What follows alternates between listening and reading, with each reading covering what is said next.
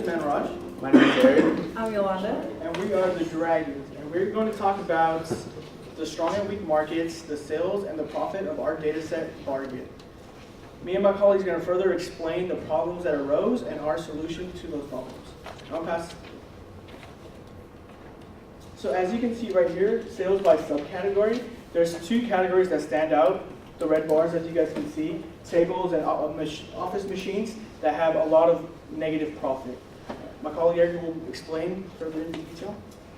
Yeah, so as Manraj is saying, we do have some areas here that do have negative profit, although they have high sales. One of these being machines here. So as you can see, it's one of our highest sellers, or it actually is our highest seller. So we have about 15 million in sales, but despite that, we're actually losing money with this product. So we have a profit loss of, looks like $264,000, and that's a problem because we're selling a lot, but we're not making any money. So we need to figure out how we can fix that issue. And another area here would be tables. So with tables, we're making about 10 million in sales. However, we're losing even more money with tables. So with this one, we're losing $441,000.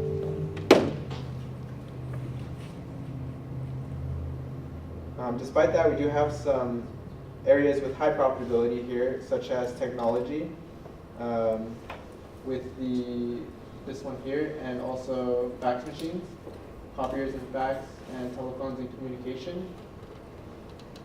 And I'd like to talk about also the percentage of items returned. So if you look here, our highest returned item is going to be tables. So that also sort of relates to why it's in the negative profit. So it's getting returned more than anything else here.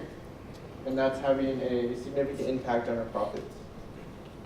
Just to add on to what Eric is saying a little bit, is that we noticed that some of the profit that we were losing did have to do with return. So that money we were losing and we were having to replace the money back to the product. That's right. And so if you look here, we can see our table profitability. So these are all of the tables that we're currently selling. And as you can see, we do have some that are profitable. So it's not all tables that are the problem. However, it's a good amount of them are not making profit. And so what can we do to solve this problem? Well, there's a few things we can do. We can decide to get rid of tables altogether, or we can decide to figure out we can first see which tables aren't selling great, which ones are losing us money, such as this one here, which is causing us to lose $200,000 in profit. And this is just one single table, or one single product. And so what we can do is we can remove these and instead focus on the tables that are making profit. One of the reasons that we don't want to remove these completely is due to the fact that these two categories are the most sold. They have the most sales and they bring in a lot of customer traffic. How many of you guys, raise of hand, have went to the store thinking of buying something but bought something else as well? That is why we don't want to completely get rid of the category, due to the fact that when someone walks in thinking of buying a table or office machine, they also get other items that are still bringing in a lot of profit. Yolanda will explain the further other solutions that we came up with.